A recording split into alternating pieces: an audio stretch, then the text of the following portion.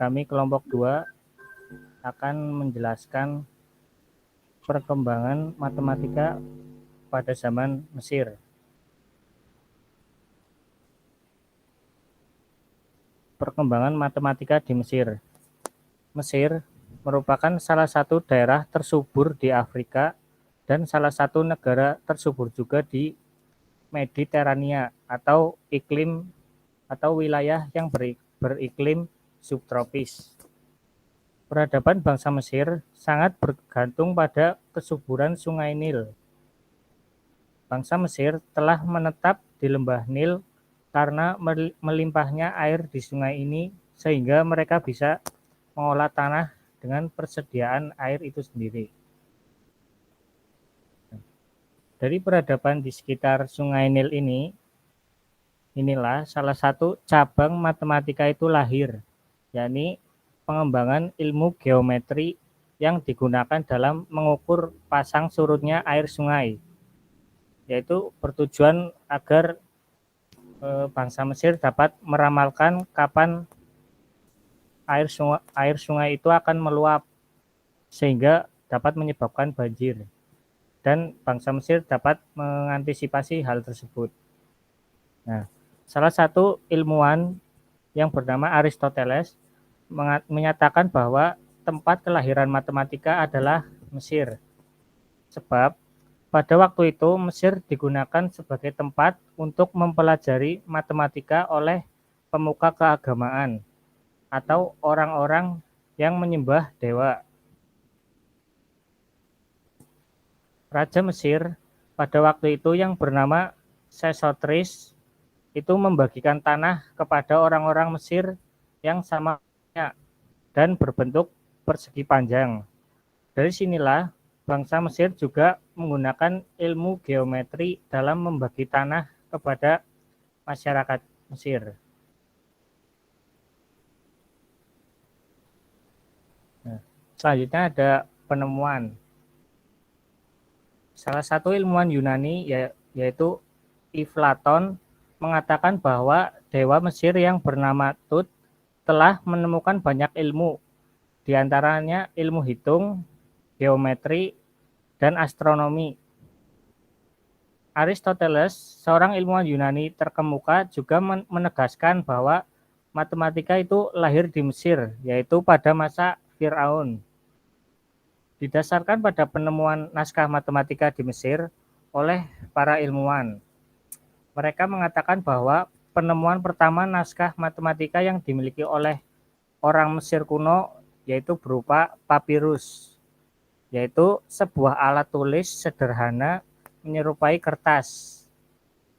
Papirus ini ditulis dengan tinta yang dibuat dari getah yang dicampur dengan arang dan air. Ada banyak papirus yang ditemukan, namun beberapa yang berhubungan dengan matematika adalah papirus Hindan dan papirus Moskow. Rin Mathematical Papyrus atau RMP atau Papyrus Hind berasal dari masa keluarga kerajaan Mesir kuno ke-12.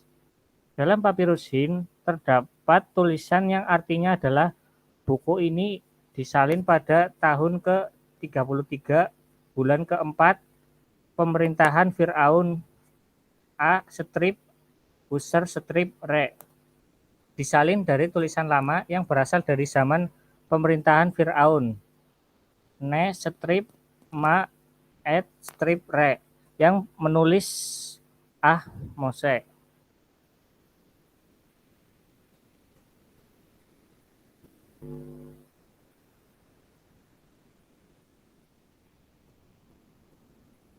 Perkembangan peradaban bangsa Mesir yang semakin maju mengharuskan bangsa Mesir untuk membutuhkan ilmu hitung dalam jumlah yang cukup besar untuk mengatur segala aspek kehidupan mereka. Mulai dari sinilah bangsa Mesir menggunakan matematika sebagai perhitungan dan mengembangkan suatu sistem bilangan. Sistem bilangan bangsa Mesir kuno yang bersifat desimal atau mengandalkan kekuatan bilangan 10.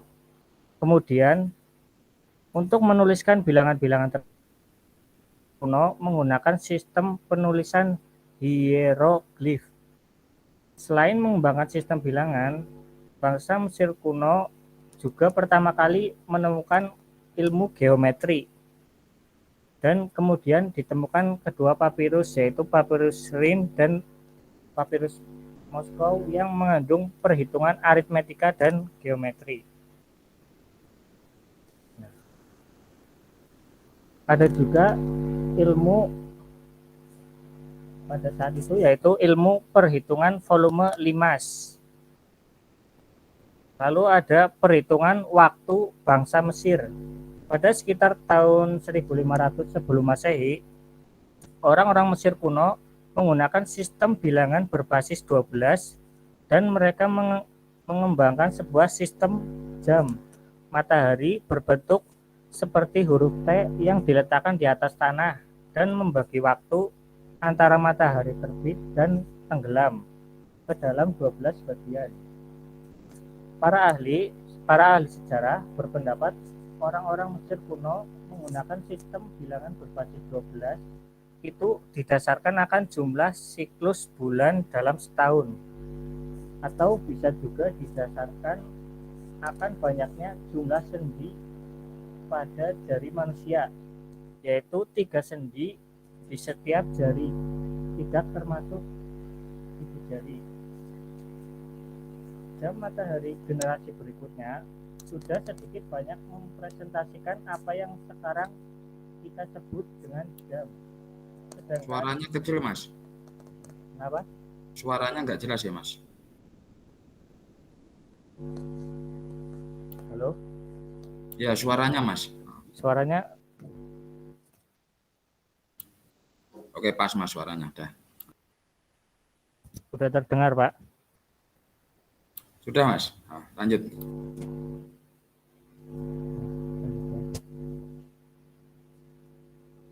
Jam matahari generasi berikutnya sudah sedikit banyak mempresentasikan apa yang sekarang kita sebut dengan jam. Sedangkan pembagian malam juga menjadi 12 bagian. Didasarkan atas pengamatan para ahli astronomi Mesir kuno, akan adanya 12 bintang di langit pada saat malam hari dan membagi siang hari dan malam hari menjadi masing-masing 12 jam. Maka dengan tidak langsung konsep tersebut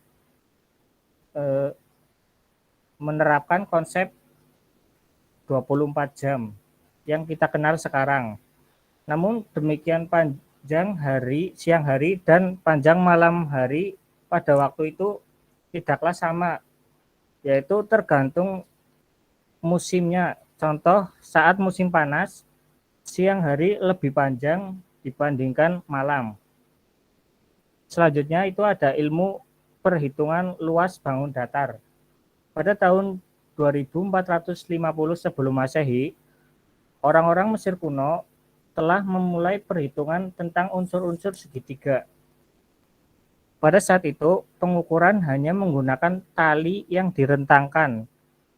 Selain itu, untuk menentukan luas-luas dan volume-volume dari berbagai bangun datar dan bangun ruang merupakan hasil dari trial and error. Mereka mendasari perhitungannya dari sebuah fakta tanpa harus membuktikan secara deduktif. Dan yang terakhir itu ada ilmu Pitagoras, yaitu dari pengamatan seorang ilmuwan yang bernama Pitagoras. Pitagoras melihat orang-orang Mesir menggunakan mistar dan tali pembanding untuk menghitung tinggi bangunan. Maka ia terinspirasi untuk membuat hukum matematika untuk menghitung tinggi dan sisi miring segitiga siku-siku. Dari konsep inilah Pitagoras lalu memperkenalkan prinsip ini, dan sekarang kita masih kenal yaitu dengan hukum Pitagoras.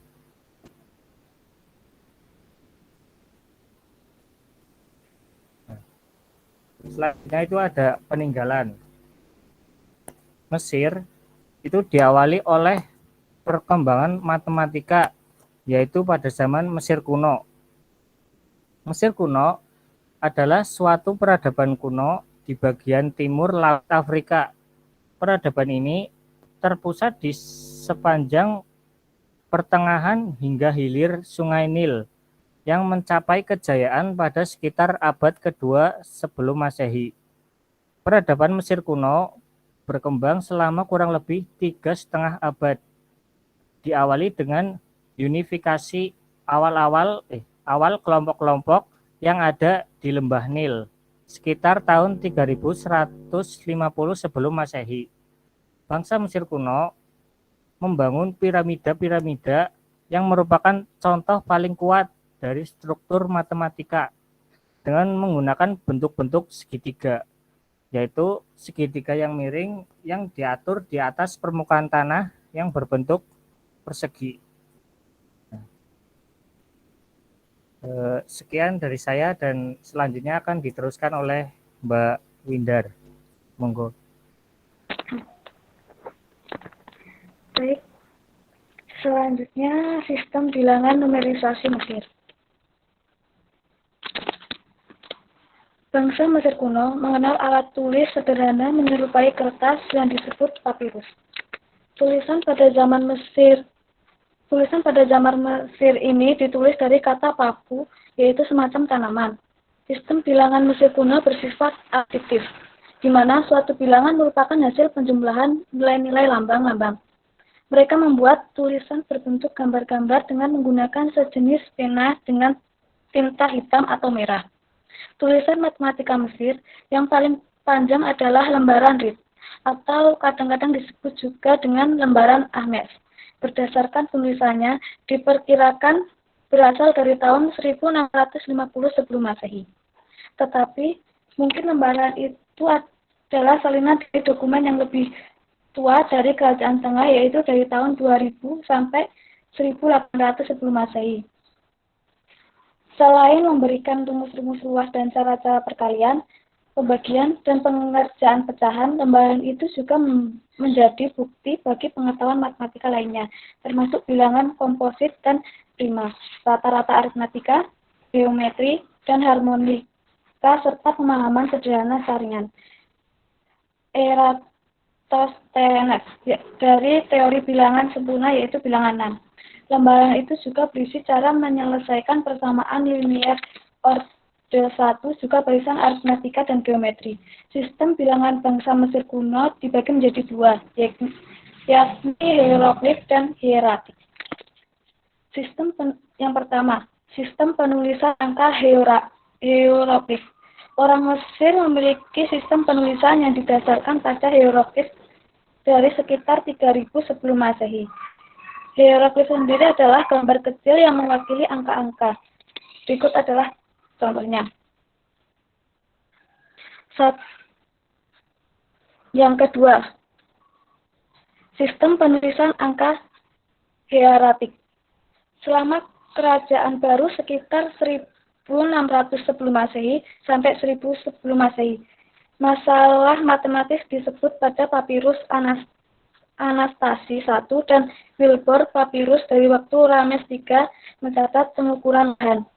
Angka hieroglif agak berbeda dalam periode yang berbeda, namun secara umum mempunyai style serupa. Sistem bilangan lain yang digunakan oleh orang Mesir setelah penemuan tulisan di papirus terdiri dari angka hieratik. Angka ini memungkinkan bilangan ditulis dalam bentuk yang jauh lebih rapi dari sebelumnya, saat menggunakan sistem yang membutuhkan lebih banyak simbol yang harus dihafal. Dan berikut adalah contoh versi dari angka hieratik. Yang selanjutnya,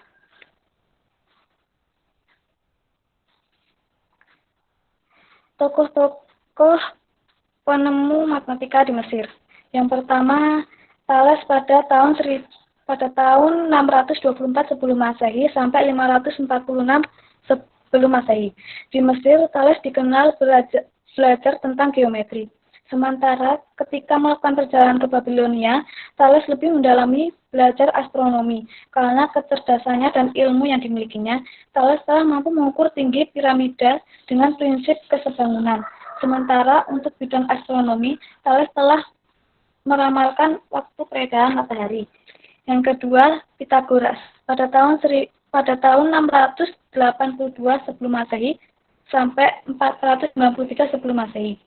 Saat masih muda, Pythagoras berguru kepada Thales yang gurunya tersebut menyarankan Pythagoras pergi ke Mesir untuk menuntut ilmu belajar matematika. Pythagoras mengamati orang-orang Mesir menggunakan miskat dan tali untuk menghitung tinggi bangunan. Maka ia terinspirasi membuat hukum matematika untuk menghitung tinggi dan sisi miring segitiga siku-siku.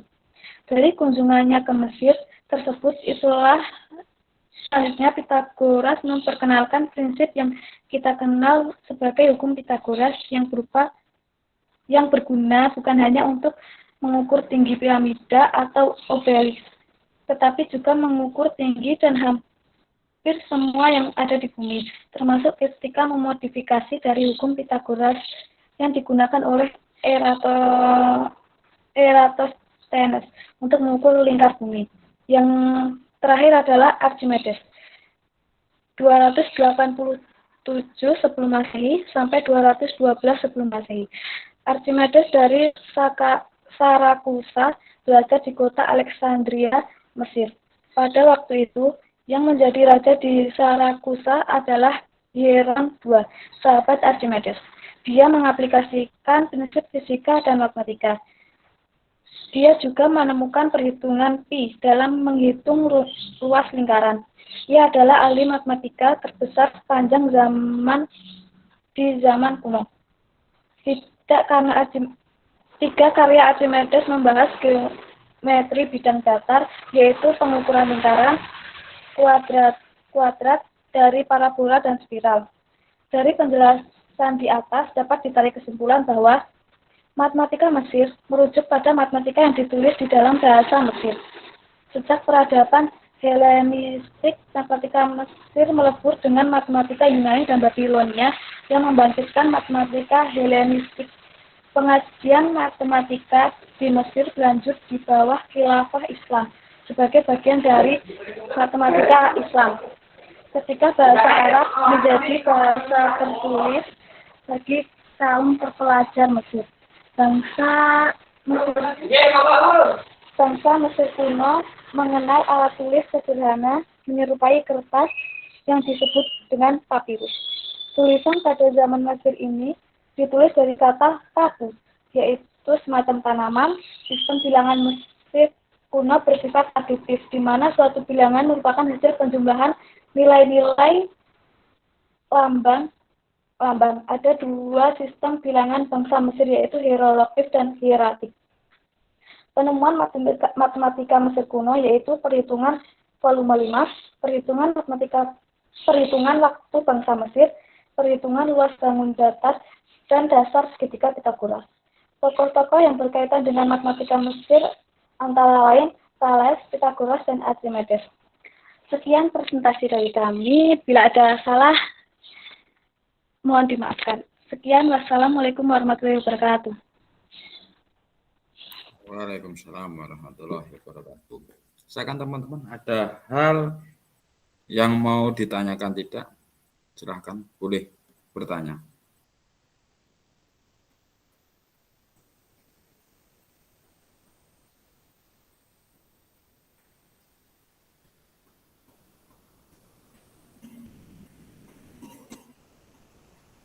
Silahkan.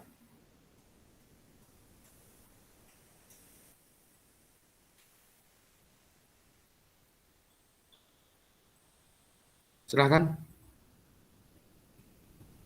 Boleh raise hand. Kalau ada yang ingin ditanyakan ke teman-teman yang presentasi. Ke Mas siapa tadi itu? Mas Rifki ya? Dan Mas Rifki dan Mbak siapa? Halo? Arif sama Windar, Pak. Oh, Arif sama Windar ya. Silakan.